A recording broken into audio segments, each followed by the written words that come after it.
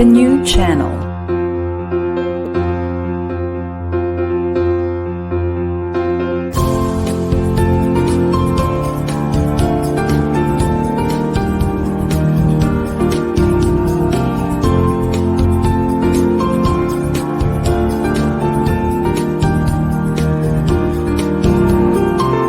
The new channel. Hashtag TNCNow.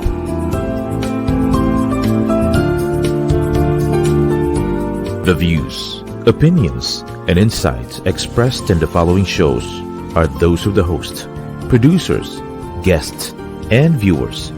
They do not necessarily reflect the position of the channel.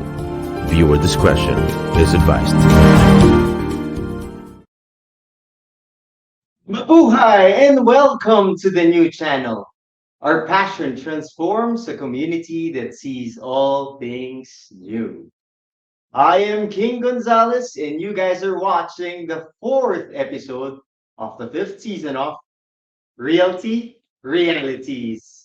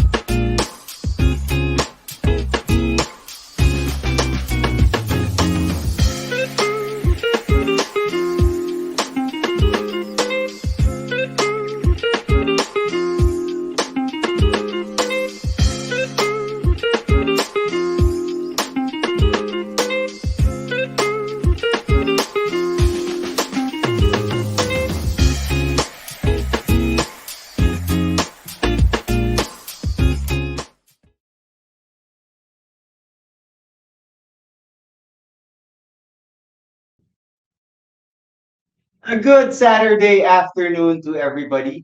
Kamusta po kayo? If it's raining out there, I hope you guys are keeping yourself dry. And if it's sunny now, I hope you're keeping yourself also dry but hydrated. Alam nyo, a lot of people have been asking me because the season's back, right? So sabi nila, okay, malamang alam mo, how is the real estate market in the country doing? Well, the salesman that I am, remember, I am also a licensed broker. Ang answer dyan ay, oh, pretty good, pretty good. What are you interested in? Pretty biased, right? Yes. But because I am biased, we've invited somebody over today to talk to us about the real estate market in an unbiased way. Bakit? Kasi po, she is a lecturer of the Philippine Regulation Commission for Real Estate Professionals. So, hindi siya pwedeng maging biased o magsinungaling sa inyo about the state of the Philippine real estate industry. Okay? But before we proceed to her, we would like to thank, kung nakita niyo naman how beautiful this place is. Later on, we'll show you around so that you'll see the beauty of Vista Show. Vista Show is right in the middle of Shaw Boulevard. So if you're thinking of, if your office is along Shaw Boulevard, then you're perfect. If your office is going towards the Santa Mesa side, towards the Calentong, towards the San Juan side, this is just 10 minutes away from there. And if your office is in Ortigas CBD, it could just be 5 minutes away from here. So like what we've said, Vista Residences, can we pull it out, the sponsors? Vista Residences are all located conveniently where your office is or where your kids' school are located. Siyempre, who do you get in touch? You get in touch with Core Global Brokers Division, which I am part of. You can get the numbers of your other Core Global broker, but I'll tell you my number because you're in my show. So if you need any assistance with Vista Residences, get in touch with King Gonzalez at 0917-803-2552. Siyempre, kasama pa rin natin ang Q Bags by Candy. These bags are made by the artisans of Marikina. Yun naman, pag taga Marikina, magaling na craftsmen and craftswomen. So this is made there and commissioned by our comedian, our premier comedian, Miss Candy Pangilinan. Without further ado then, because I know, no, yung mga brokers dyan, yung mga agents, and also the buyers and investors of real estate would like to know, especially so the investors, kamusta ba ang Philippine real estate? Is it the right time to buy? We will know in a little bit. So we've invited over, I've tried to invite her once or twice in the show, but she's busy. She's also busy, but she's here right now. Who is she? She is the president and chairman of Evera Real Estate Corporation.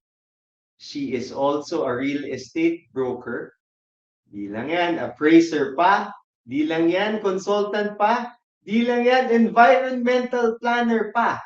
That's probably why she was the past president of one of the largest PARE boards, that's Pasay Makati Real Estate Board. Okay? And now, like what I've said earlier, she is the lecturer or one of the accredited lecturers. Madalas nyo pong nakikita to, mga brokers at mga salespersons, kasi siya po yung nagbibigay ng talk. Okay, she is a lecturer sa PRC, Real Estate Professionals. Let's welcome Miss Vinia Lapuz.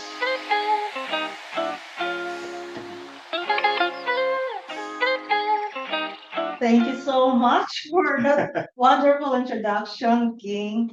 I'm happy to be here. Happy to be part of your show today. Yes, ma'am. Ako, sabi ko nga, excited ako kasi nakikita ko po kayo. So, nakikita hahabol na ako ng mga CPD units because we need to continue learning here in real estate. Kayo po yung parating isa sa mga resource speakers. So, because that's part of my profession and part of my advocacy to enlighten people, to share about real estate. Right. To our practitioners. Sige, ma'am. Pero bago tayo sumabak agad kasi very challenging yung question na kamusta yung real estate eh. I want to know, no? This is my standard first question to guests. Paano ba nag-start yung real estate or yung sales sa career mo?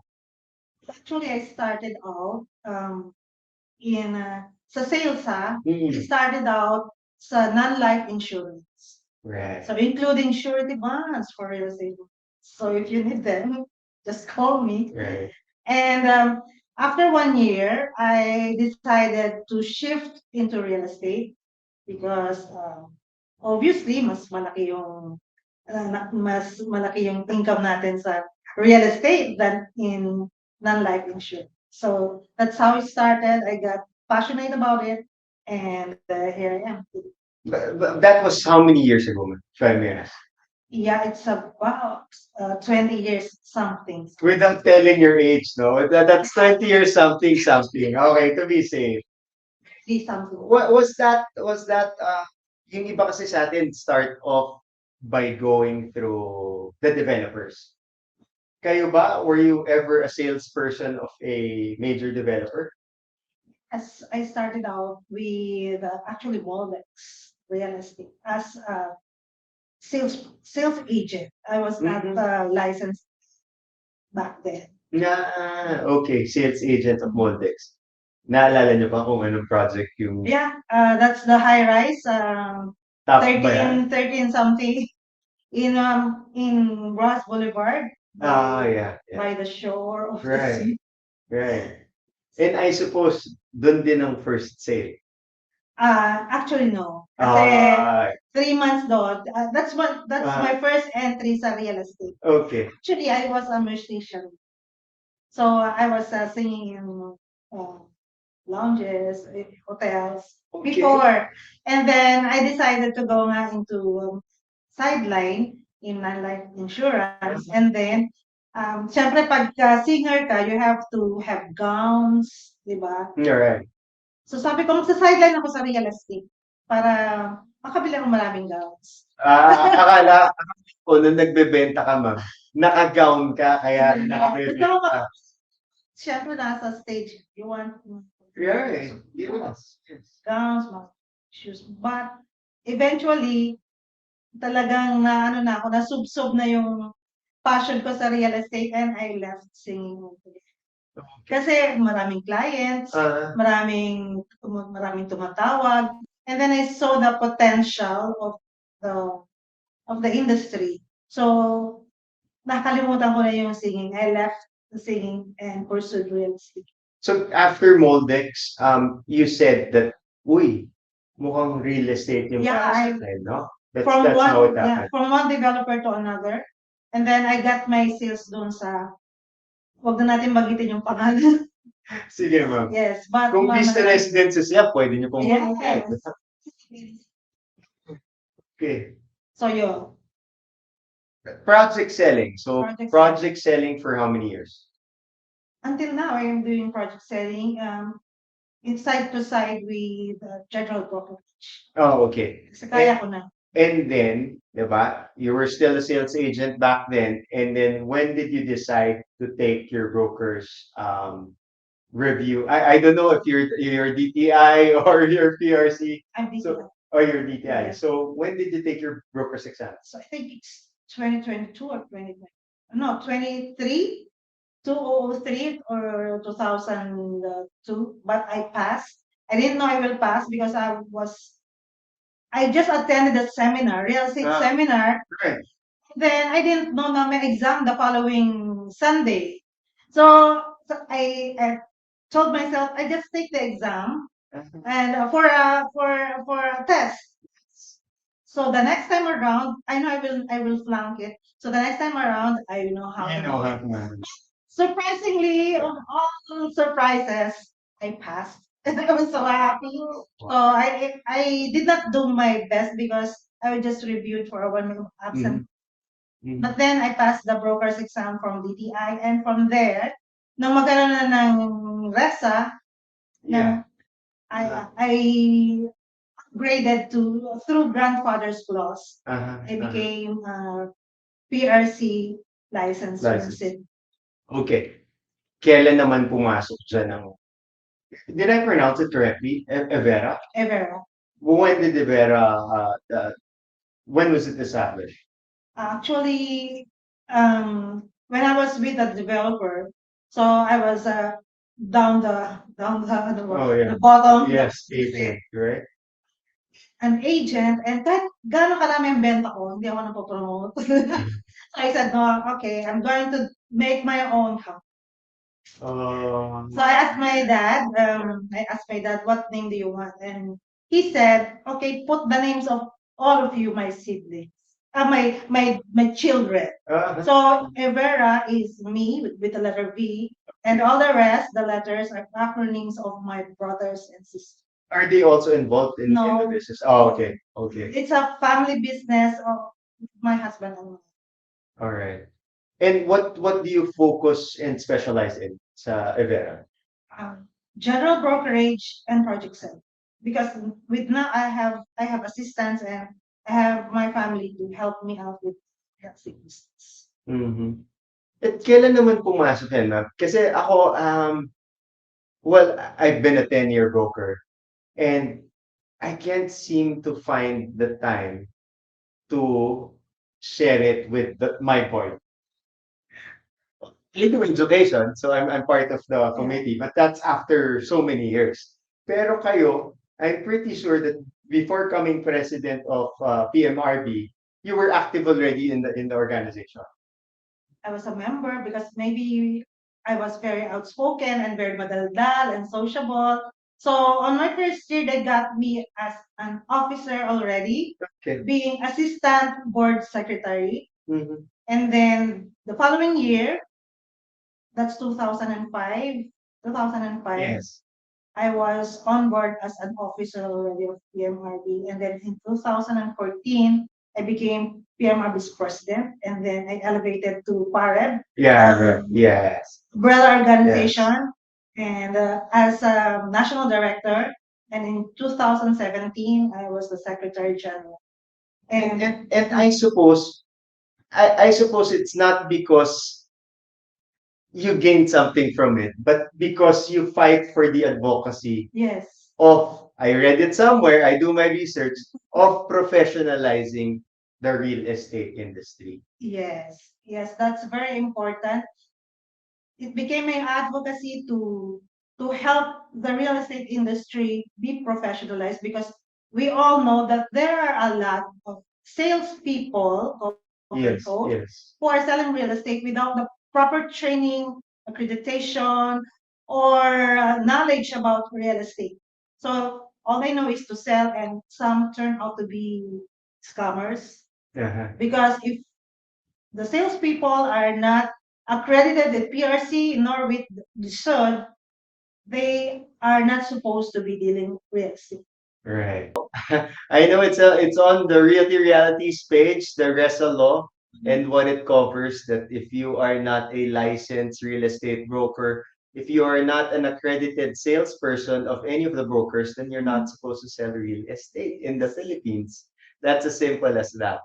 Okay, ma'am. Pero how do we deal with it? Kasi the reality on the ground is that there are still so many agents. How should we deal with it? That is why we are here in the show, Mhm. right? We do a lot of promotional campaign, Mhm. not to deal with unregistered real estate salespersons. By being unregistered, they are not registered with PRC, because salespersons are supposed to be under the supervision of a licensed broker. One licensed broker is entitled to supervise maximum of 20 20. salespersons. So if an entity or someone is not accredited with a real estate broker, nor with PRC or the sub, they should not be selling real estate. So for the general public, you should only deal with people who are accredited with PRC. Ask for their PRC IDs, and you can check with the PRC website if they are accredited brokers or accredited salespersons. So you have to be very wary for your own sake. On safety and protection. Oh, tsaka kung kung meron lumapit sa inyo na agent and they're offering a property, ako, ang suggestion ko parate is that you tell them to get in touch with your broker. That they can course it through your broker. Kasi, sabi ko nga profession po namin ito. Yeah. Kinakarir po namin ito. Blood, sweat, and tears nga po namin ito Kaya we give our full service to our clients. That's why you should deal with us. Yes. Please. And it's a public service. Right. Kasi real estate before with DTI, it was considered business. Okay. Now okay. with PRC, it's a profession. That's why we are called real estate professionals. Alright. Sige. Dahil nabanggit ko, ma'am, no? Dun pa lang sa umpisa, ang dami nang nagtatanong sa akin. Since we started the show, we've been getting messages. And of course, when I promote it, the comment that we receive is, dapat bang bumili na ng real estate ngayon? Kamusta bang market, ma'am? Well, the market is recuperating. Before, di ba, yung during the pandemic, marami pa rin naman na bumibili, because not everyone in the world was affected by the pandemic. There were OFWs na bumibili pa rin kasi it's on an installment basis. Oh, yeah. Imagine, ang mga developers noon, Ang binabaan lang nila ay yung reservation fee. But in general, yung monthly amortization the same pa rin. Marami talagang mga real estate developers ang nag-boom during the pandemic because OFWs still bought properties. And now, the time has come because we are recovering, the economy is recovering, the developers have increased their payment terms, the prices, and still people are buying.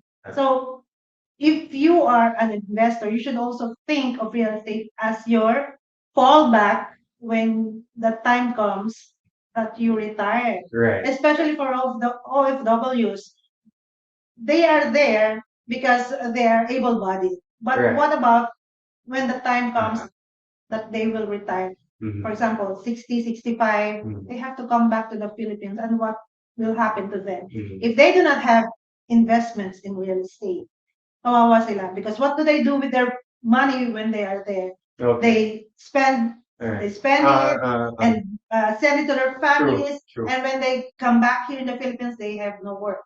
Yeah. So that's a fallback for them to have passive income. I've experienced that. I was an OFW. I started my career as an OFW in Singapore. Unfortunately, because I was young and brash, I did save up and invested in real estate. So I was there for 8 years. But now, we are doing it now. So, ma'am, okay, nabanggit mo na na installment. So this means that these are not the typical house and lots, no? Yeah, These are more for condominium. condominiums or pre-selling properties. You should take advantage of pre-selling properties actually. If you have extra money, that's one form of investment. Right. Pre-selling, I did a TikTok on this. Oh, Pre-selling means that it's still a concept. The condo has designs already made by developer. Diba? Nakikita nyo na po dun sa pamphlet, nakikita nyo na po dun sa advertisement nila. But hindi pa po yan nakatayo. Itatayo pa lang nila yan, I think, 3, 4, 5 years depending on the development. But then again, at least may pinupuntahan na po kagad yung pera nyo. And sa planning stage pa lang, drawing board pa lang, binebenta na as long as they have license to sell. Pag walang license to sell, wag kayong bibili. Kasi hindi yan approved ng government. Okay. What do they check?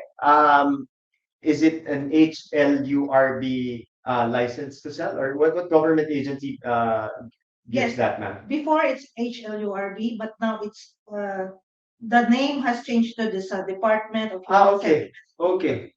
So there should be a DSUD license to sell number, Yes. even on the marketing collateral. Yes, of course, it's required. Otherwise, hindi yan approved, and you might be at risk. Right. Yes. Okay, ma'am. I've noticed that, sabi mo nga, no, during the pandemic, there were good bargains.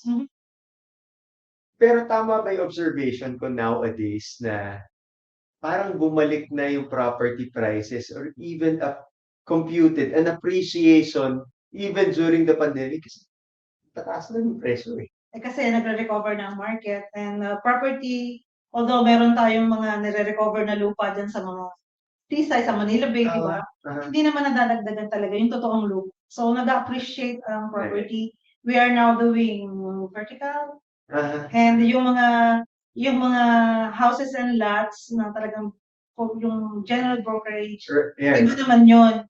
So, may market talaga doon. But for investors, of course, that's with pre-selling with developers. But not just developers. You have to deal with developers with integrity.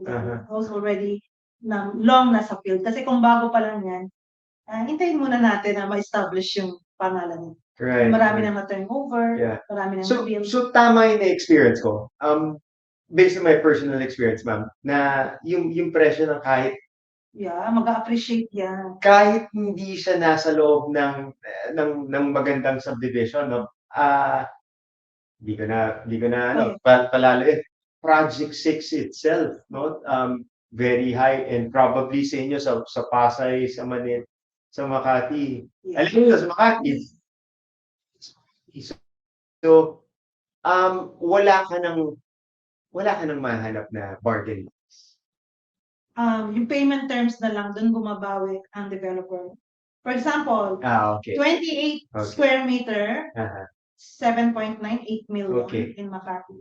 Kasi very prime location, Mhm. near Ayala Avenue. Mhm. So, Mhm. very prime, maliit na lang ang cuts Aha. for Filipinos to be able to afford a bit of real Yeah. estate. Okay. So, ganun ang ginagawa nila. Maliliit na cuts na lang. I get your point, ma'am, na if you are a normal Filipino, what you can buy nowadays Ganun. would be the condos in Metro Manila. And then if you want mga houses na sa outskirts. Oh. No? No, like say for example, 5 million. Wala ka nang mabibili with 5 million dito sa Metro Manila. Na house and lot. Yeah. Tapos punta ka na ng Cavite, Cavite, oo. Tanga. Pampanga ba? Meron pa rin papasok? Meron yung Pampanga. Mm. The development is going out of Metro Manila na. But if you're going to buy in Metro Manila, expect mo talaga the prices, sabi mo outrageous. Right. Kasi talagang prime location ng Metro Manila. And the land is always appreciating. Hindi bumababa ang values. People are still here to work and to study.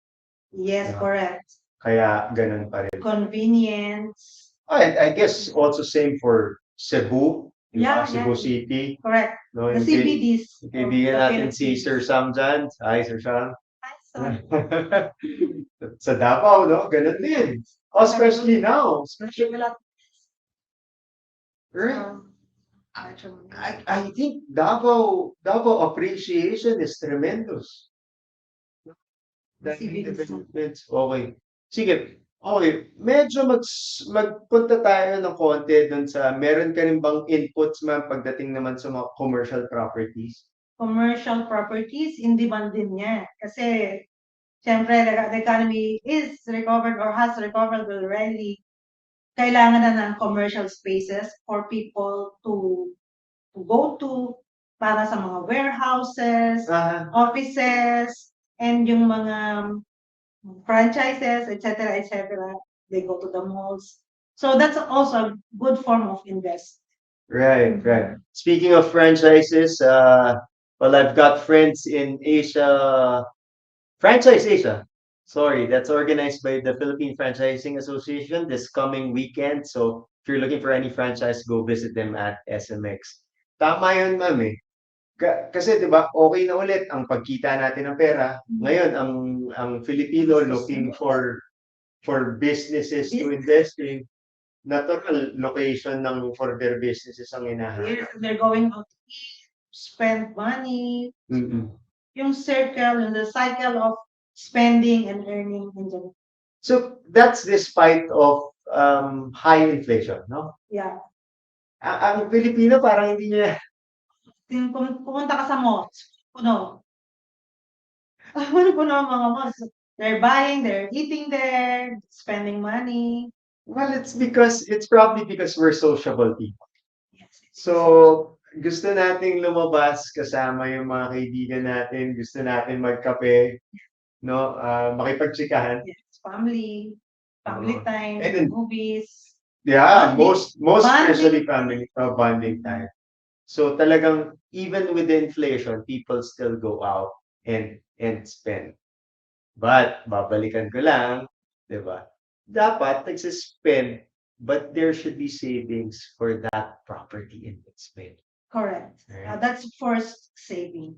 Yeah, that's forced Kasi saving. kailangan mo bayaran monthly, and kung kailangan mo talaga, you have to find a side hustle to support your investment. Tama. O sige, ma'am. I guess at this point, I would like you to reach out to our audience. You know, ma'am, our audience, it's not just the real estate professionals like us, but we also have buyers. We also have salespeople, yung mga insurance agents din dyan, no?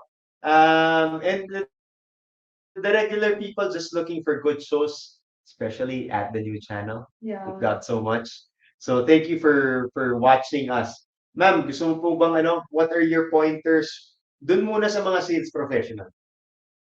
Okay, with our real estate professionals, if you are selling real estate, siyempre hindi pa professionals yun, we enjoin you to attend real estate brokerage seminar. That's the reps. Yeah, As we call okay, it. It's okay. standard 12-hour seminar.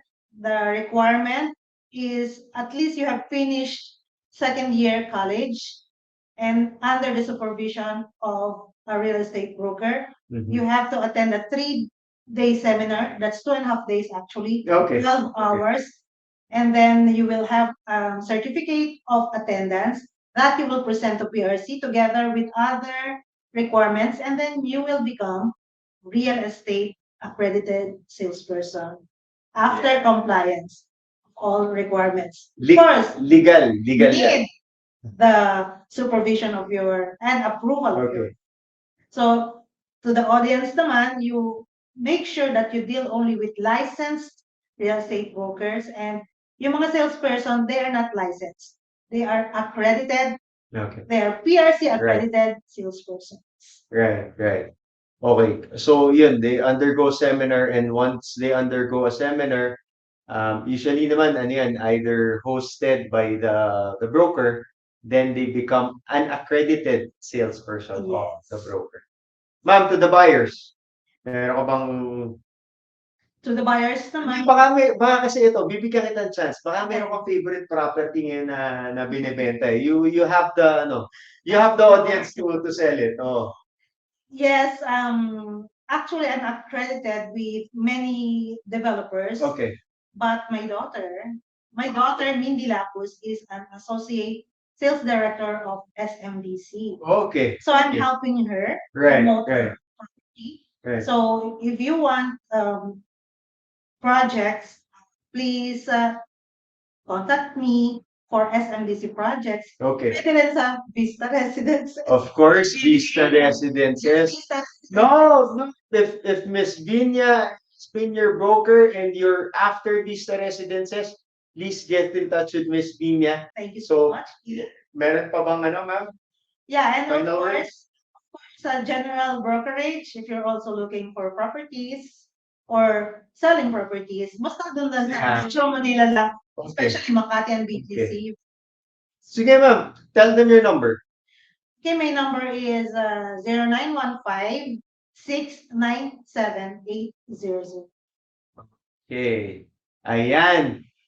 Like what I've said, I've been trying to get Miss Vinia, but she's been very active in the associations of real estate boards. That's why she couldn't find time. But today, this special day, we have her here. Nahuli mo ako. Maraming nahuli kita. Maraming salamat. At hindi lang laway ang pasasalamat po dito sa Realty Realities. If you look to your left and you have a bag there at your back, can you grab it please? This one. Can you grab these few bags by Candy? This is for you. Ganyan kami magmahal sa The New Channel. Candy, so nice. Thank you so much, King, and thank you for TNC for having me. Thank you for the bag, Miss Candy Pangilinan. Even though I haven't met you, I find you so funny. And You would.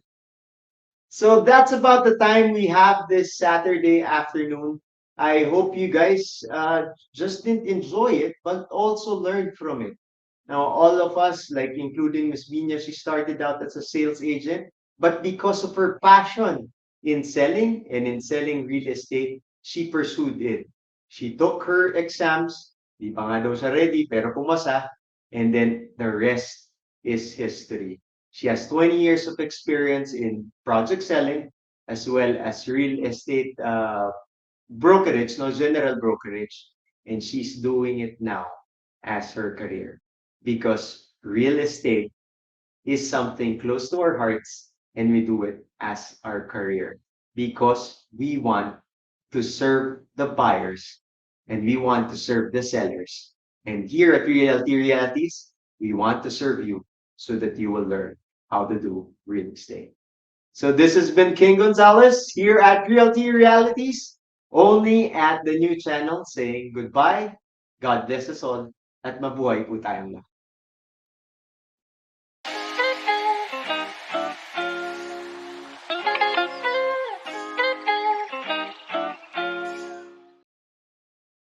Ang 40D, tumutulong patibayin ng vital organs, iwas sakit sa puso at iba pang sakit.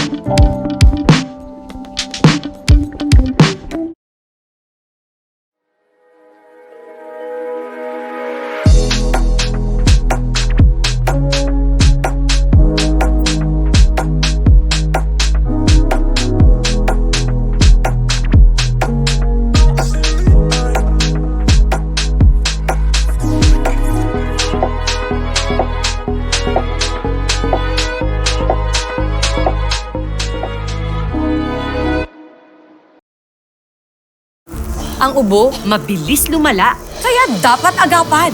Dapat New Solmux Advanced Syrup. May 2 times zinc para ang ubo, imbis na lumala, tulungang mabilis mawala. New Solmux Advanced Syrup. Unilab yan.